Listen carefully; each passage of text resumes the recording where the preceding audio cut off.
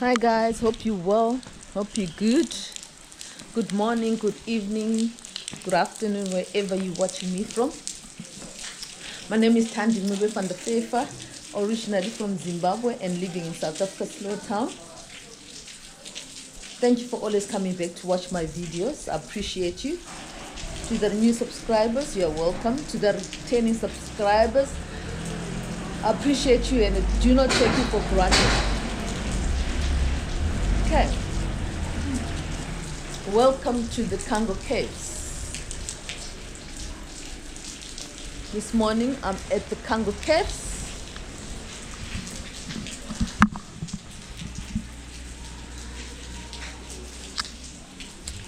Okay, it's a heritage tour. Come with me. Hello.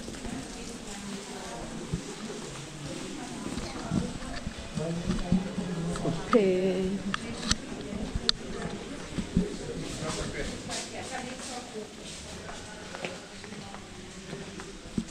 Good morning. Nkhona njani? Khona. Take a ticket.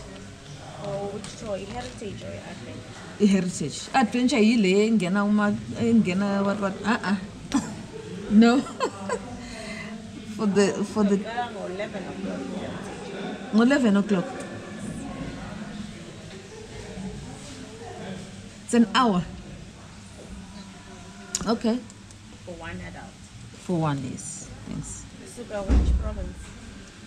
From Sedgefield. Yeah. 200. 200. Then Eh?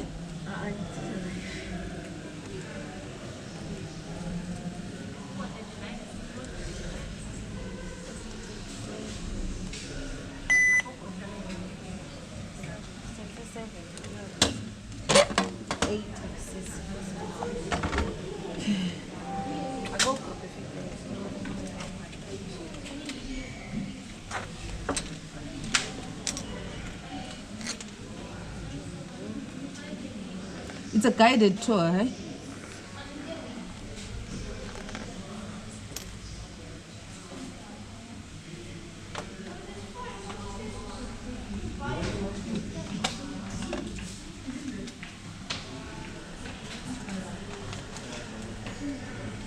the system yet is offline, so that is why the problem. It just shows that you see the guides level 3 or level 4. Okay. Level 3? Level 3. Okay. Thank you.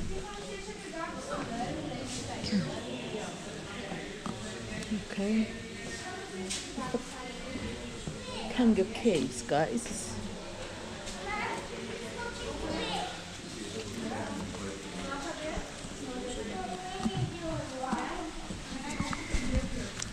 Here's my ticket. 200 rand for the heritage tour, and then there's an adventure tour which you go, I think you go right, it's more intense. I didn't want to do that one. It's more intense where they go right in between the rocks and so nah. I just want to do the heritage one. Okay.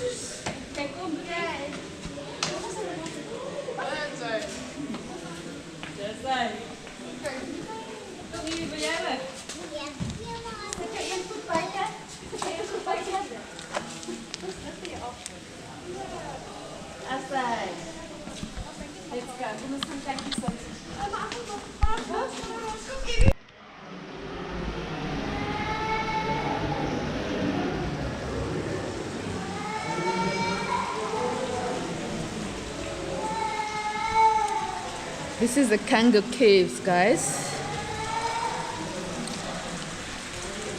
It's located at the foothills of the Swartberg in South Africa. South Africa's little town of Oudtshoorn. It's a must visit when you come to South Africa. It's a popular attraction for tourists and it offers adventures, heritage tour that displays the rich natural history of South Africa. So whenever you come to Western Cape, make sure you come to the Cango Caves.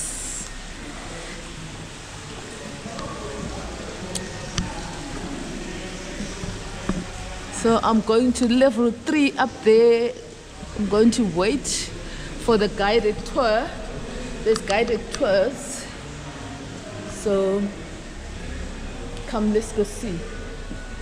Let's go explore the rich South African heritage. And then we also got a shop here where you can buy your souvenirs. You can buy your souvenirs to take back home.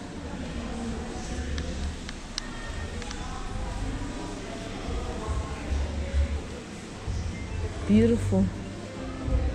There's music, so I'm not gonna go in here so much. Okay, let me just get beautiful souvenirs that you can buy from here. Hello, how are you? Morning.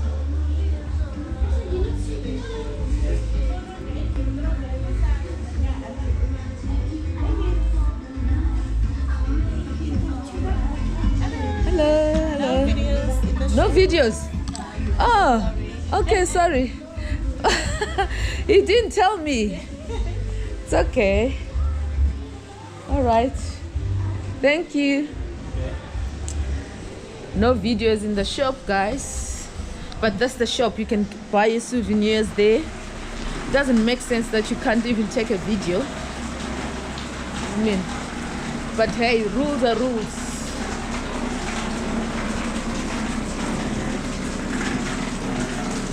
Look at the beautiful view. It's raining today. It's winter weather today. So beautiful.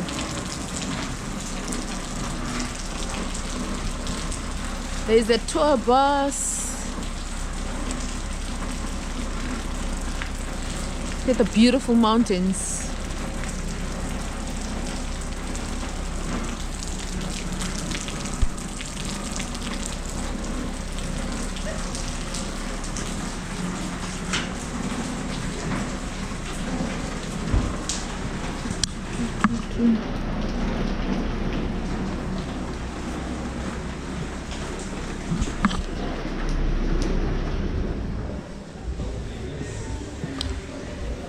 Okay.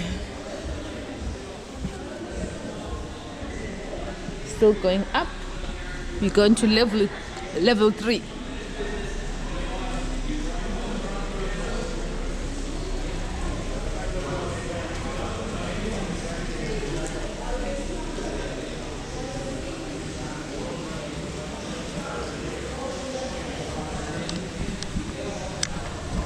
Welcome to the Cango Caves, guys.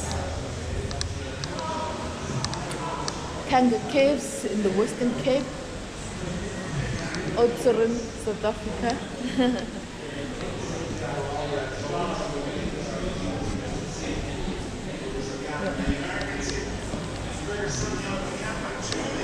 This is where we're coming.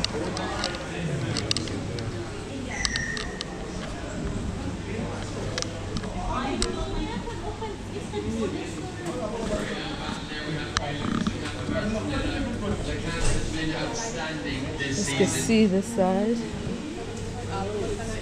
Here we go, Argentina. Take advantage of that memory. See the view this side.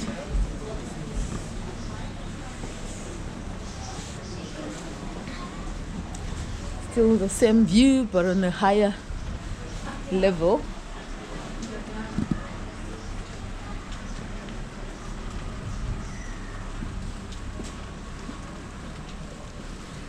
Beautiful mountains.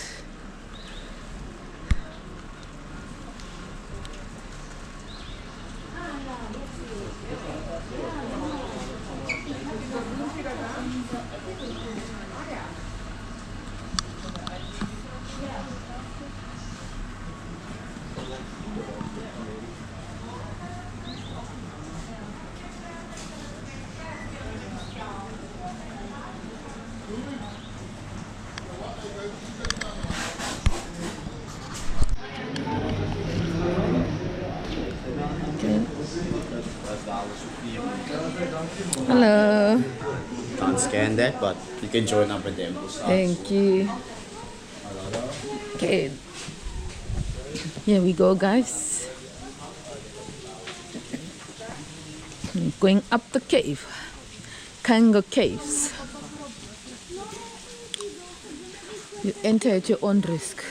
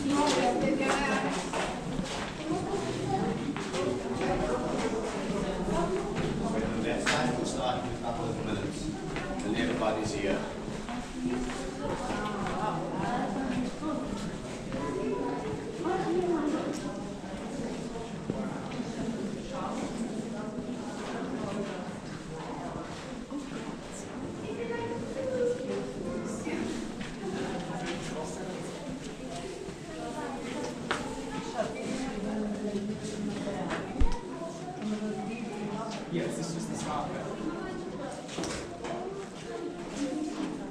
Ja, weil da, schau mal, die Leute, Back where you go. Leute anschauen. Machen wir da ein bisschen Platz. Können die anderen da auch haben?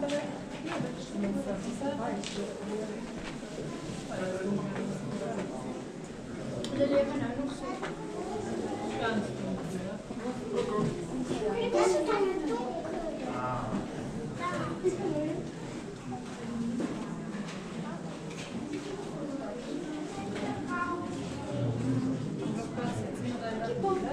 Schauen wir uns die Bilder an. Wir spazieren sehr viel lang. Ja, dann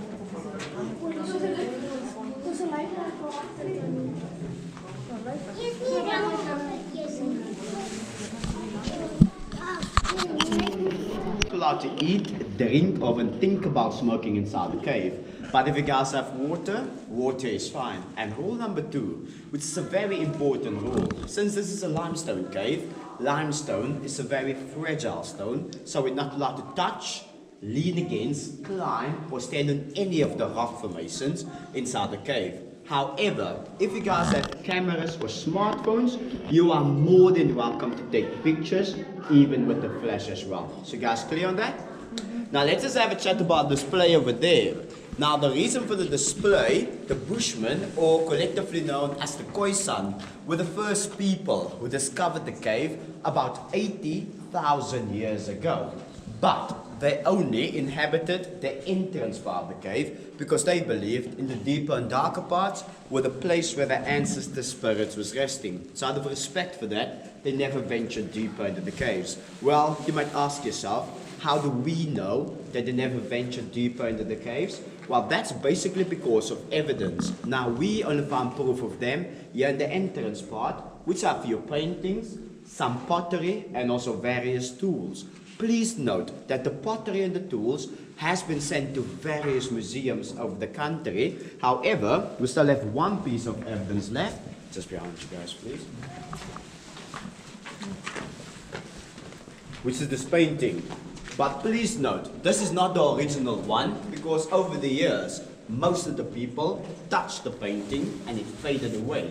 So we tried to color it up with some black ink to give it a bit more life.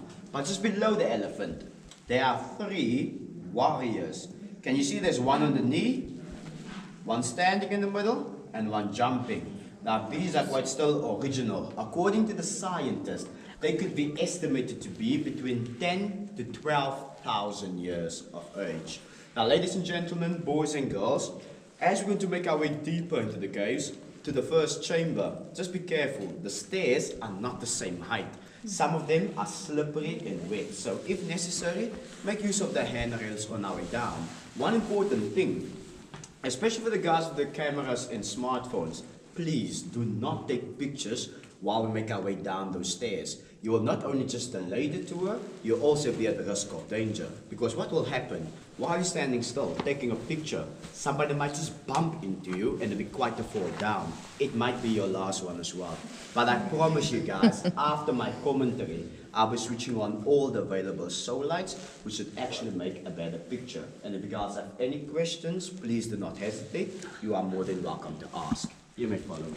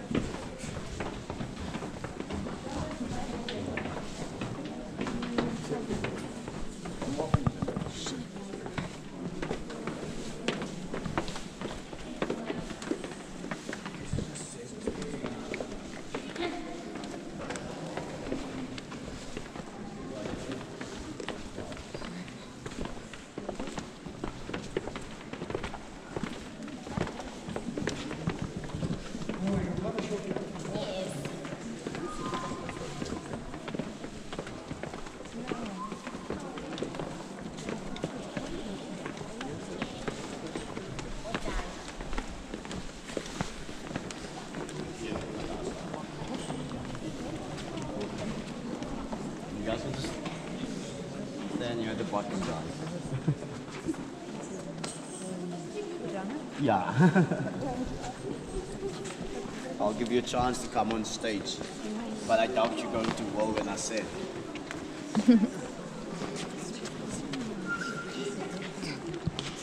Yeah, you guys can just move more to the side.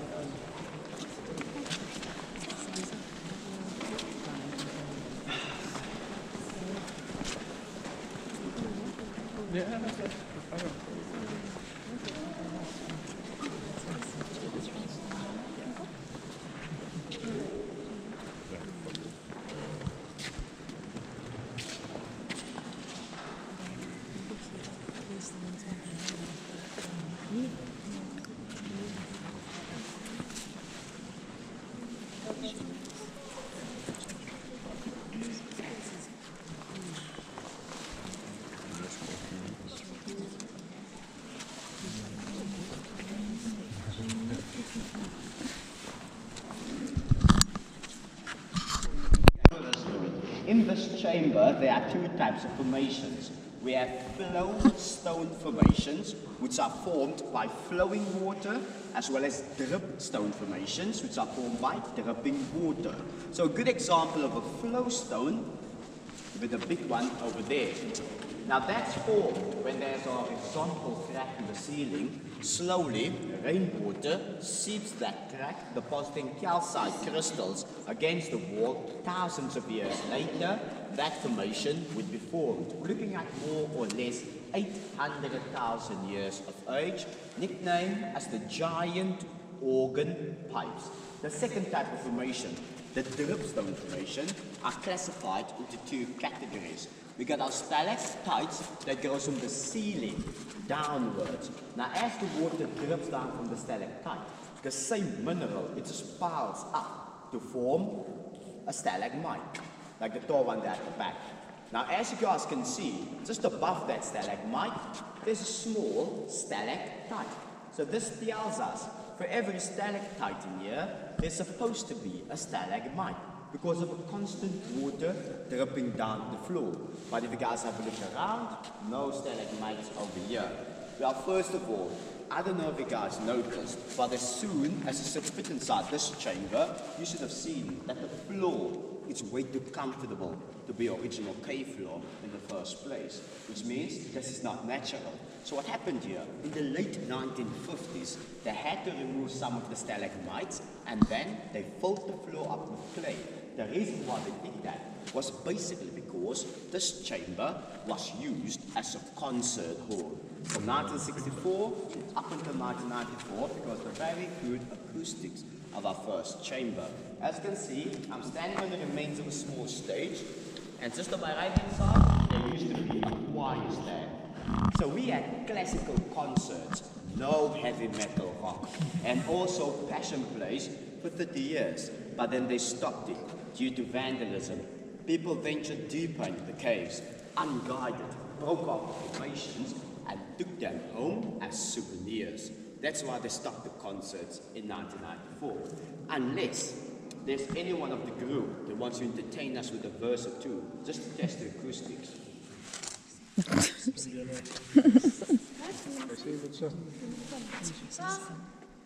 Verse or two, guys. No one. Early. Alright guys, let's just go back to the discovery of this chamber. This chamber was then rediscovered on the 11th of July 1780 by a certain Dutchman, Jacobus van Zyl. He made use of the exact entrance, but in 1780 there were no stairs, no railings, obviously no lights. So he was lowered on the side of the wall by means of a rope. The only source of light he had were more or less the same strength as this orange one here in front. So what I'm quickly going to do now is going to switch off all the lights to give you guys an idea what the gentleman experienced. So remain where you are, focus on the orange light. That will be the only source of light inside this chamber. And please make sure that the person standing next to are the ones you trust the most. Ladies and gentlemen on the exit route, can you guys just stand still for a couple of seconds, please? We just want to switch off the lights again. Just stand still.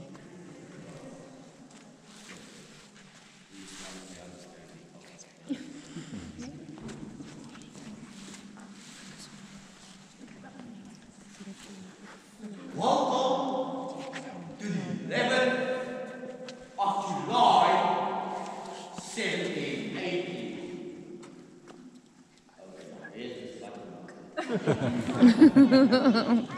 There we go. Walk around freely, take pictures. Any questions you are more than welcome to ask. Just remember, do not touch, lean against, climb, or stand in any of the rock formations. Thank you. The floor is all yours and the stage.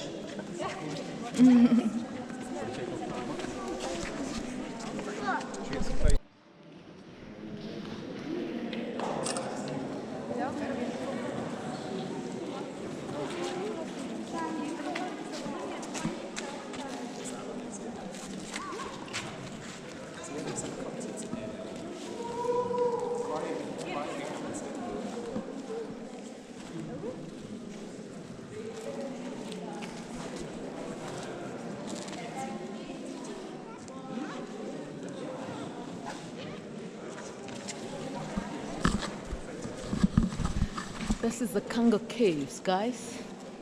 Beautiful.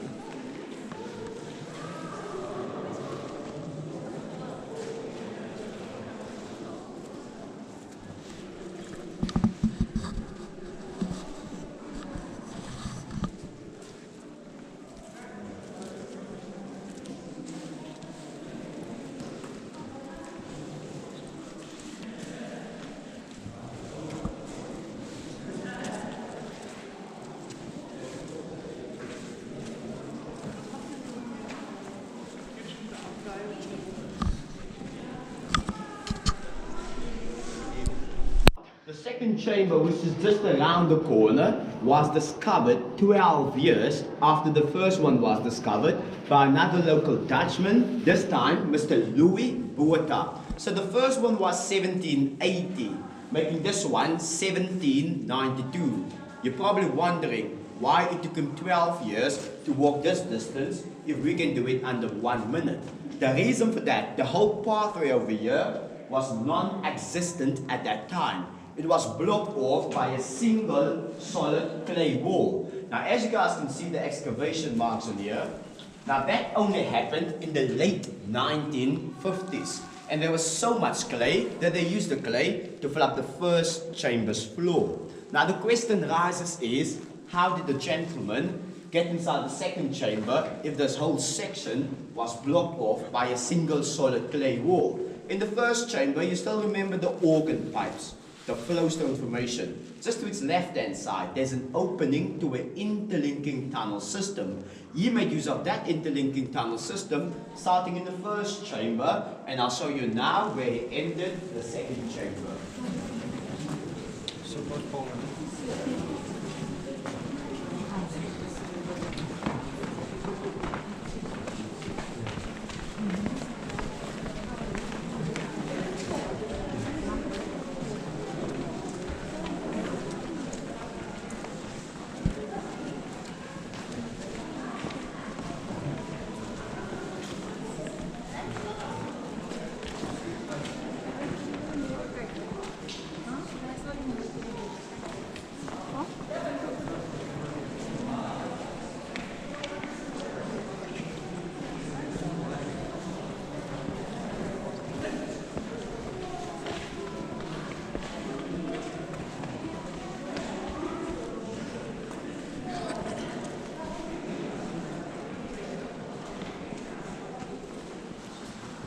Let's move into the chamber, guys. Don't worry, after my commentary, I'll be switching on the lights again.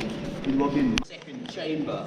Now, normally, it will take you about 45 minutes from the first chamber to the second chamber using that interlinking tunnel system. And since there are so many tunnels inside, if you take a wrong turn, it might take you a lifetime to get out. That's why this way is much more safer and quicker, I believe. So when you came inside this chamber, you would have noticed the third type of formation.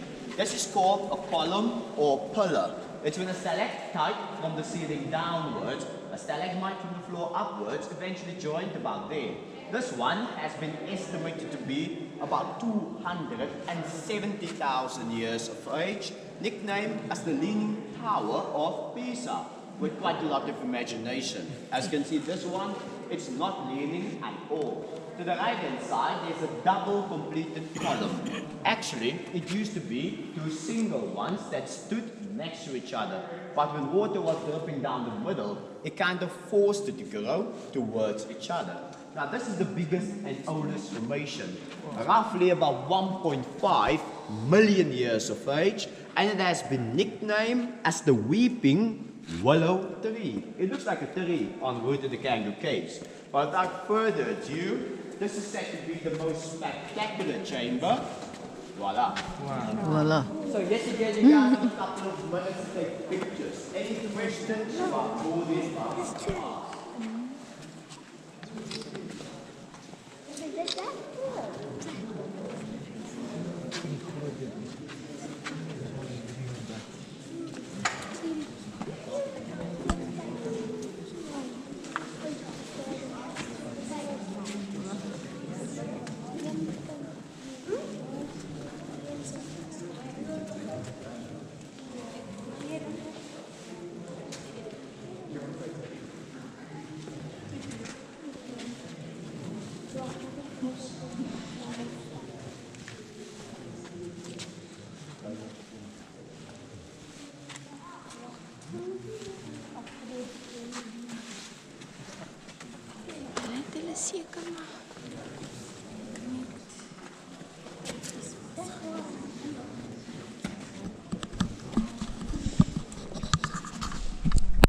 color against the ceiling, that's manganese oxide. Now, if you guys have a good look at the ceiling, you basically can see it looks like an upside down rubber bed. Now, just before I continue, just a little bit of history of this area. Now, as you guys exit Oudtshoorn on the way to the Cango Caves, the very first thing you saw on the left-hand side was the Cango wildlife ranch. You see where the crocodile's mouth is open. Then you get Cango this, Cango that, and ultimately the Cango Caves. So this is known as the Cango Valley. So the word Cango comes from the Bushmen. In their language, it's Cango, which means a place of water in between mountains. So they had a sense this used to be filled with water. They were right, because 20 million years ago, according to the scientists, the entire area was underwater.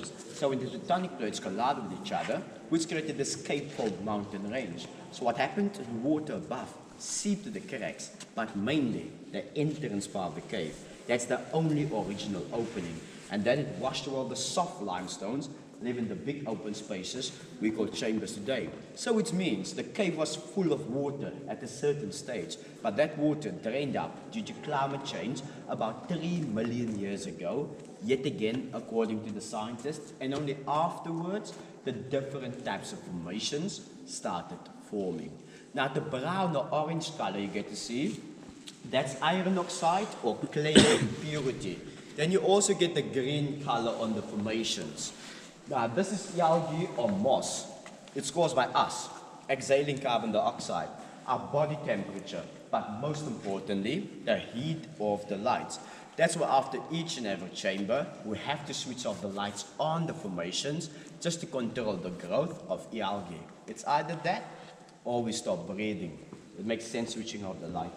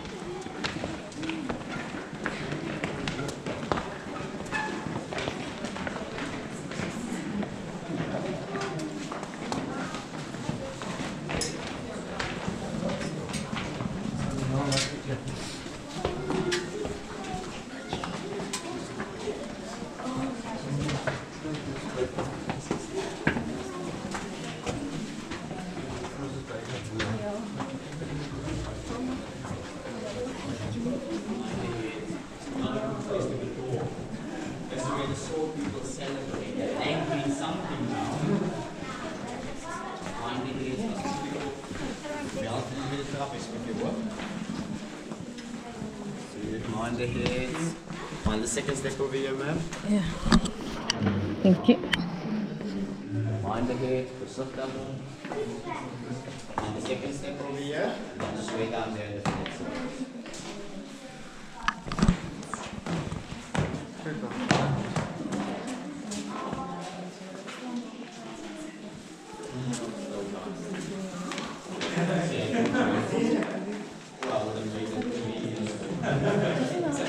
Otherwise, but she shouldn't be in a around in the forest. Otherwise, she would say and say, no, I'm fine.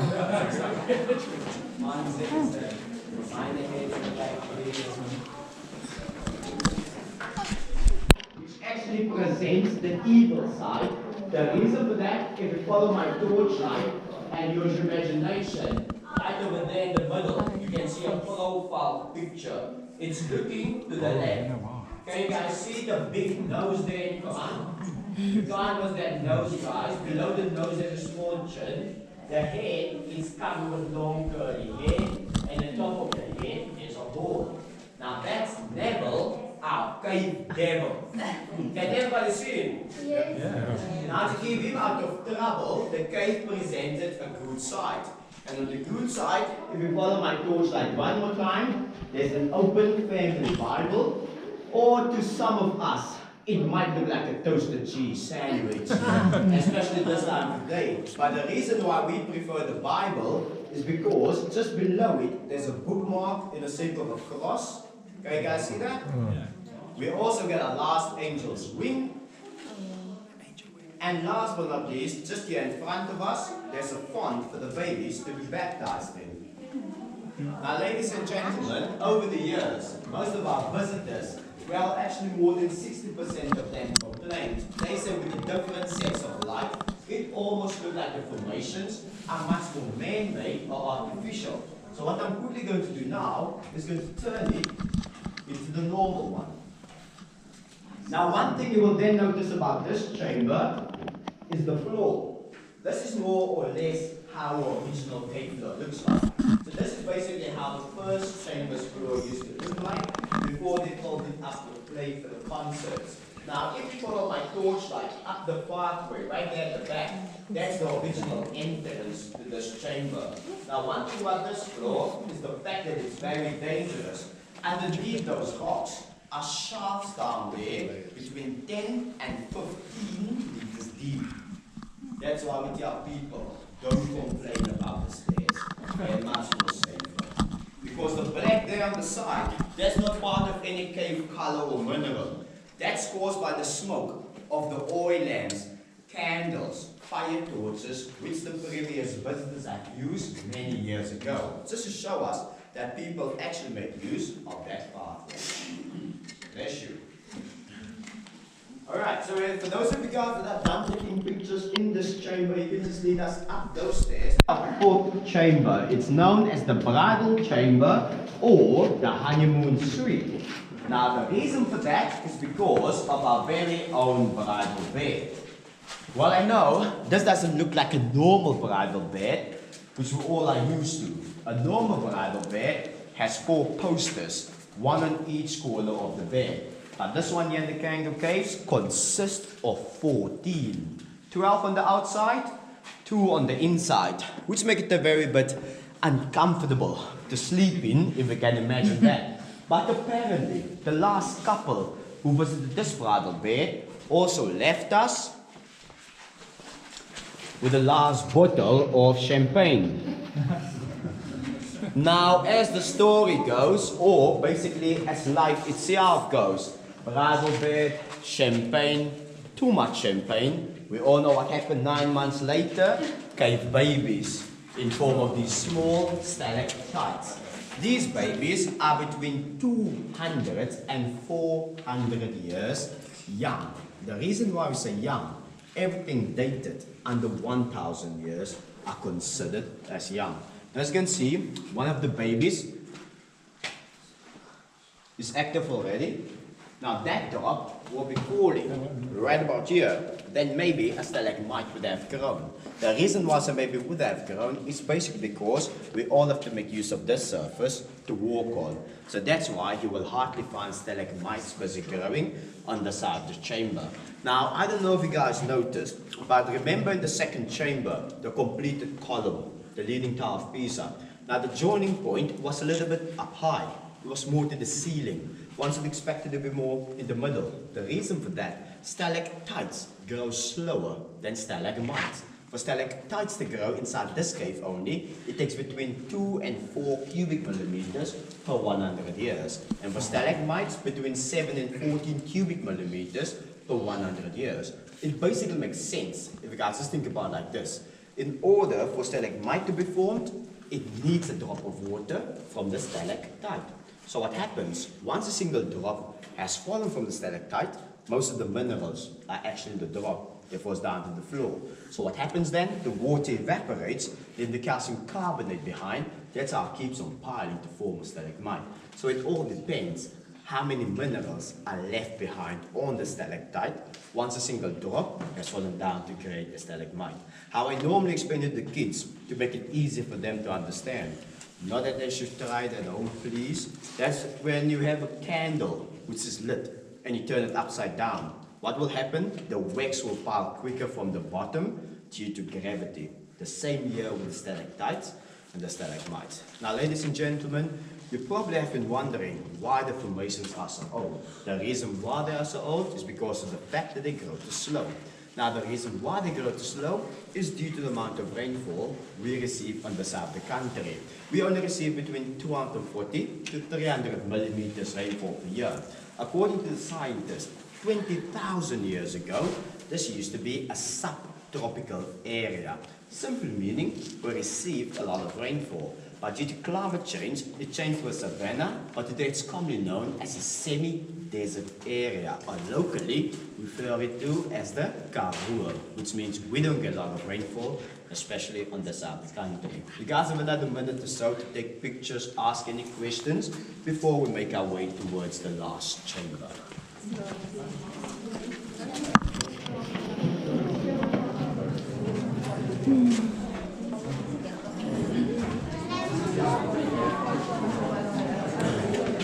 Very interesting history here, guys. Amazing.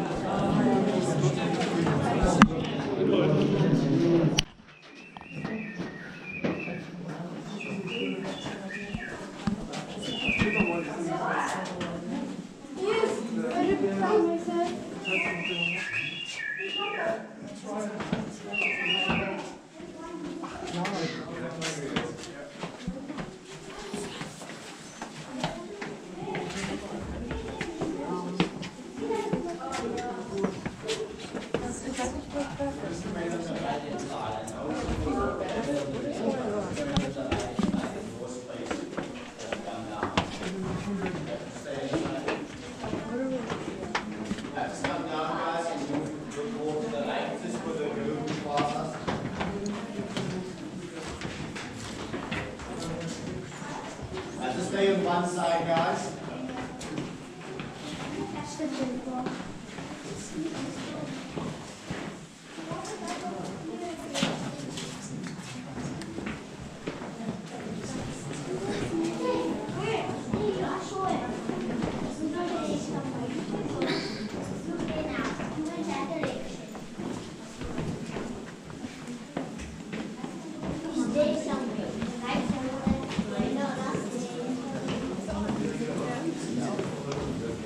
They go out. Yeah, but here inside, the only thing is where cockroaches and caves lies. But the lies are not the one that goes in your head, the one that eats of the green and yellow.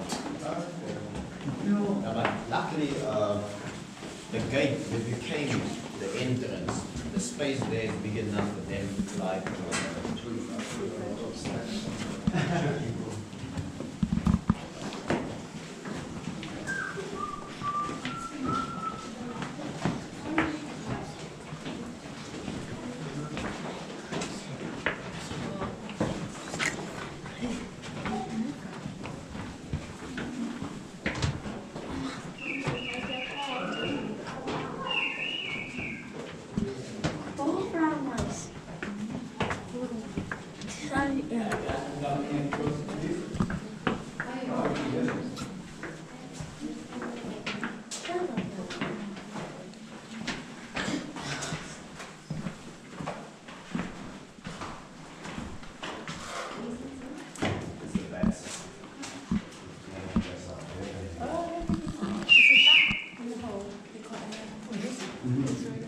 The pits.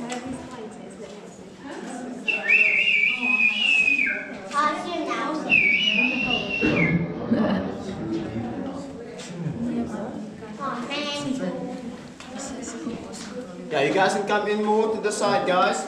Come closer there at the back so that the rest of the group can come in as well. You said you got your arms. Start with the last chamber. Do you guys have any questions? It's now or never. I don't remember anything about the caves once I'm outside. No questions. So we're about 600 meters inside the cave.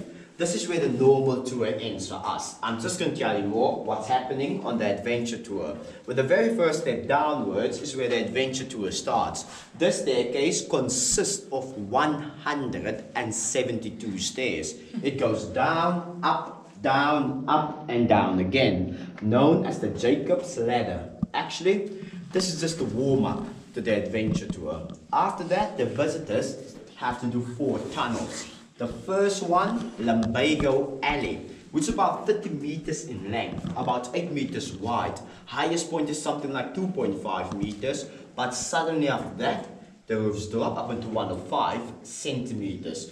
So they basically have to walk in baboons for about 30 meters. The second tunnel, known as the Tunnel of Love, believe me, nothing so romantic about it. It's basically called the Tunnel of Love because the visitors believe that it's so narrow inside that tunnel, it feels like it hugs and squeezes from both sides of the wall.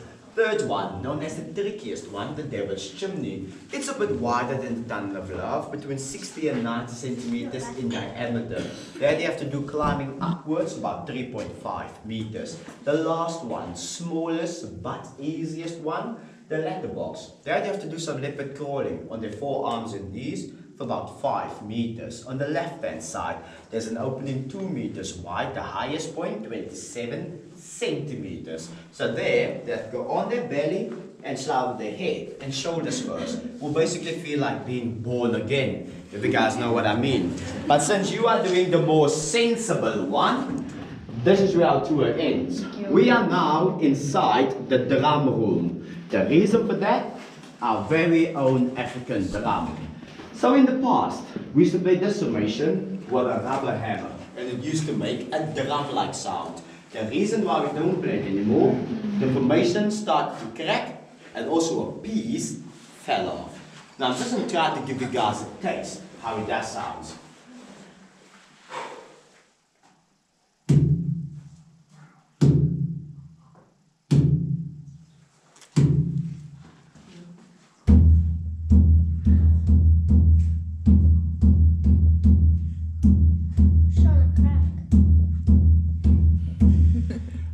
About this formation is the fact that it's semi-translucent or semi-transparent, which is actually a good example of a crystal formation.